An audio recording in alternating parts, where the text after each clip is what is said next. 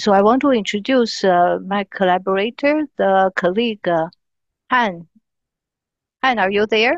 And so Hans kindly offered quite a lot of suggestions. So I asked him to be the co-moderator with me. Han, you want to briefly introduce yourself? And Yes, please. Thank you. It's really happy and honored to be help Ru-ching here. My name is Han. I working at the Penn State College of Medicine. I running a TEM core. Also, I helping organize the whole imaging sections, also including the light microscope, AFM, even the NMR. So yeah, thank you. all right, okay. So thanks, Han. So we are just going through, I think we listed just briefly 14 questions for people to answer. We have got more than I think more than 35 answers, and I want to thank all these people to help us to gather this data. And first thing I want to emphasize, I have worked in 3 different institutes in the last 5 years, and every institute I go, they all have different biosafety policies. So whatever we discuss here, if you find like you want to adapt some of the method people use here, please do consult your EHS first. Okay, so the reason we are running this is based on a lot of us work with core facilities, and we work with a lot of users, and some of them may not be, familiar with EM reagents. And also there's a lot of young people coming in the field, and we want to constantly reminding them about, sorry, let me turn this out. Okay, so we want to remind them about the importance of biosafety. So, and you can see the data we gathered, like most of us, we ship fixative to our users. And so we also ask how many of us actually include the instruction to emphasize the, the hazards of the chemicals. And it turned out, most of us do it very well, but 20% of us do not include any hazardous information. And sometimes the users are not aware, especially when we ship crocodile buffer. As you can see, there is some chat in in the the discussion there that people are talking about why are we using crocodile buffer. And I will say first, at my lab, we stopped using crocodile buffer for quite many years. One of the reasons we experience many spills, and I tell the users that calculated buffer is dangerous, and I don't know if they are responsibly handling them in their lab. So we just gradually ease off using calculated buffer. So recently, my lab has a big spill coming out from a shipment from a multi-well plate. So this is coming out why we are asking the third question is, have you ever received any EM sample with fixative leakage? And it turned out it happened. 28%, that's 1/4 of us, have experienced leakage coming through the shipping. So, and so the further question, several people elaborate the spills, and 4 incidences caused involving multi-well plates. And that's the same thing happened to my lab, that someone just parafilmed it and then stick it in the shipping container without plastic bag, without any stuffing material. And when we opened the coordinate buffer with fixity was leaked everywhere in the box. We actually did not know it actually leaked out during the shipping, and some of the courier staff may have been exposed. And by the time we find out, it's already too late. And so 3 incidences involving cracked tubes or caps. So this is one of the things we could discuss is what's the best way to ship multi-well plate. I think the best way is probably not to ship multi-well plate. And Han, do you have anything to comment about this? Have you ever experienced things like that? Han? Yes, sorry. Yeah, I do have ones is kind of like the shipping. Fortunately, it's not cap delay buffer. It's just phosphorus buffer with the crude high and the paraformaldehyde. So kind of like leaking out. Even though we discussed this one with the people who sent the samples, but they still not doing them properly. I think I want to remind everyone here is just needs to watch out because of there's a liabilities is who responsible for this shipping the samples to you. Because if you're using commercial carrier like FedEx or UPS, when you're shipping those things out, you might be noticed like on those forms, you're supposed to declare it's something inside, if it's hazard or something not hazard or biohazard, anything. So I think it might be let the people who send you the sample be aware of that. They have a liabilities to declare those things. If something happened or like the carriers company will sue you or sue you who, oh, sorry, sue who receive it or who send them out. So just be careful for this one because I have a serious discussion with our institute about like how who will to respond for this one. I just don't want anything happen, but I think it's a good idea. Keep that in mind. Thank you. Okay, so I included one of the reference about how dangerous is sodium crocodile. And if you want to look into that, it's 1976. And so they talk about it's really not clearly defined, but what the author emphasizes the long-term exposure. If you are exposed once or twice, maybe it's okay.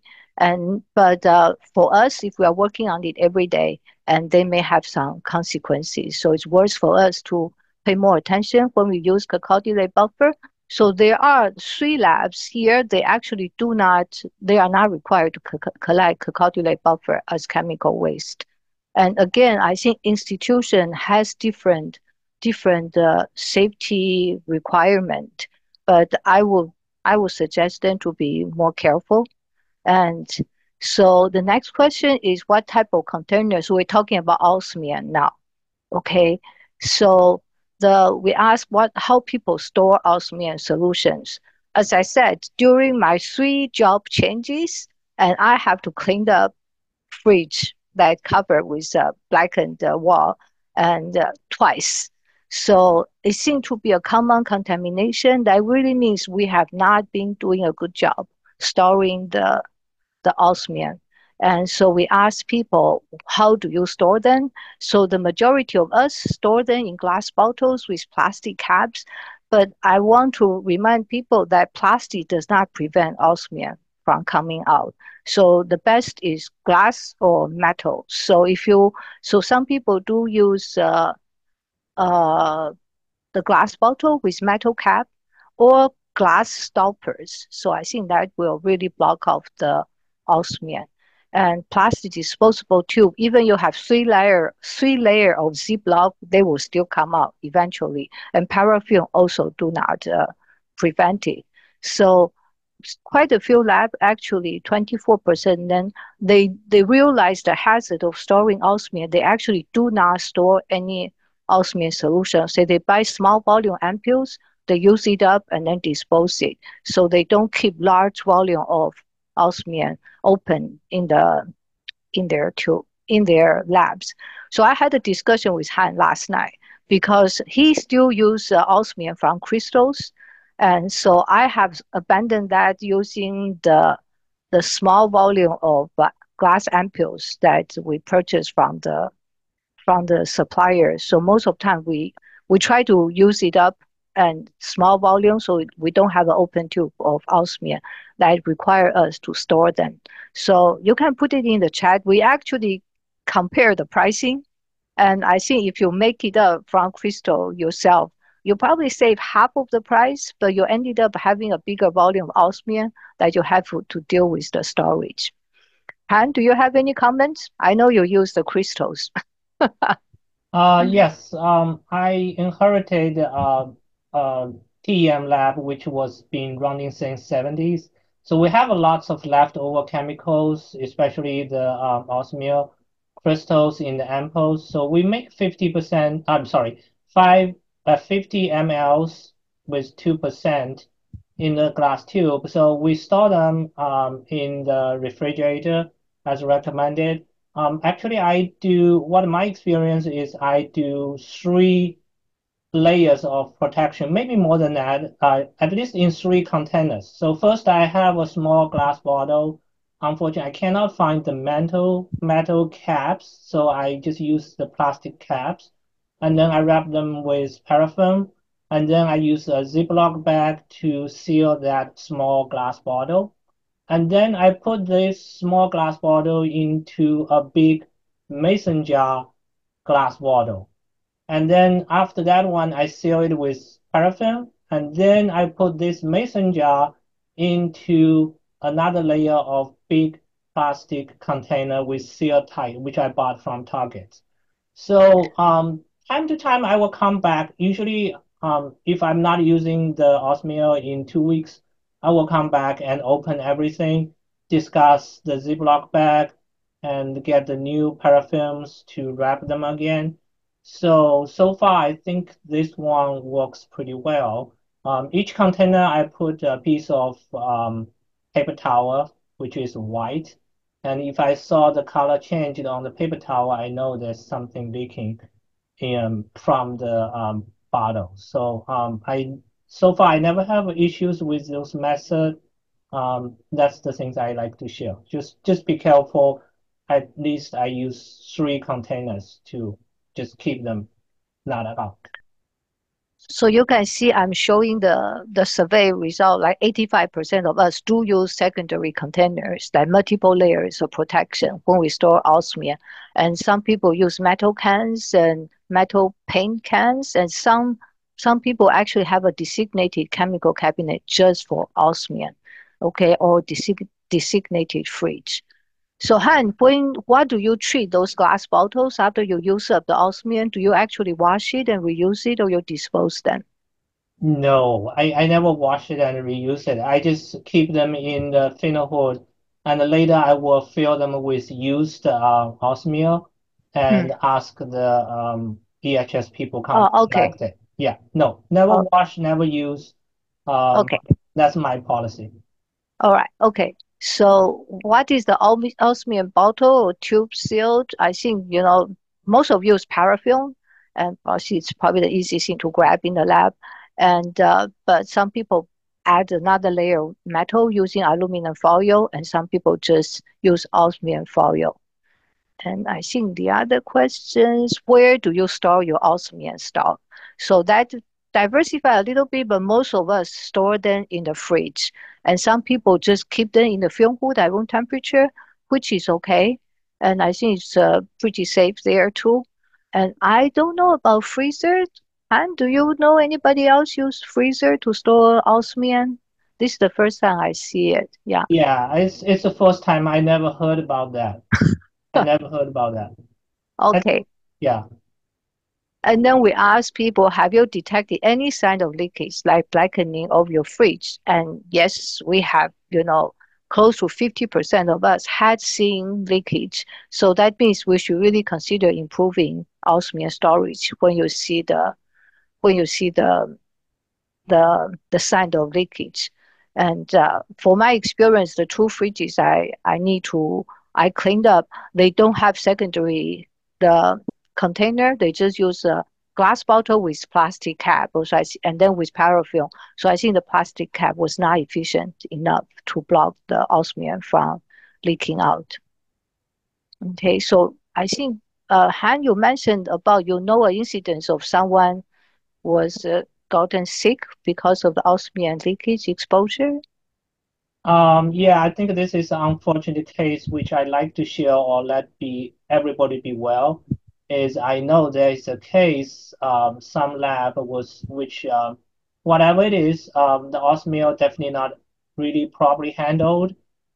Someone gets serious sick, damage of respiratory system, like lung and trachea, and the incident comes ended with a lawsuit with the employees sue the institute.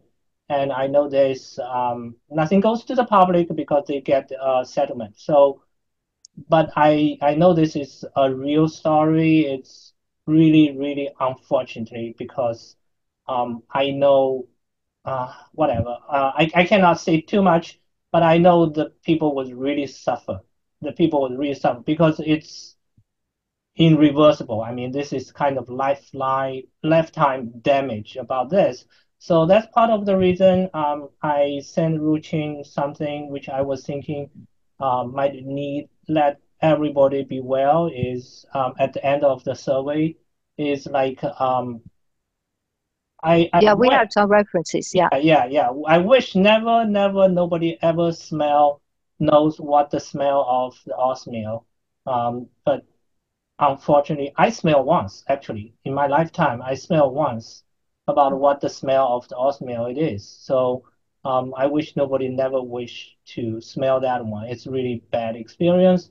And also, I need to mention everyone is even though I know everybody's supposed to use the phenol to do all the oatmeal or paraformaldehyde or formaldehyde, those things, you need to watch out the certificate of the phenol. Our institute come to check every year, but I'm really worried is what something happened in between those check because they only come here to check once a year.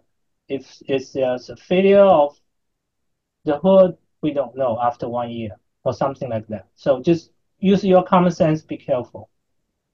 Okay, we have to kind of speed up a little bit, huh? Okay, so this we still have Ru-ching, yes, may I add? Once sure. I think you should not use corn oil. Corn oil generates a lot of waste and it doesn't work very well. Ascorbic acid is a much better choice because it will reduce osmium into metallic osmium and almost inactivate it. So use the ascorbic acid or Yes. okay, Yes, or don't use corn oil. This is just generates a huge amount of waste. yes, we stopped that because our EHS told us because it increased the volume of the waste. So we do Right, have 38% of the lab are following using the corn oil because you have to add 3 parts of corn oil over 1 part of osmium. So right. yeah, and so for my lab, we basically just collected. They were just collected as osmium waste. Well, okay, Yeah. we And dry milk is good for aldehydes, not for osmium. really okay.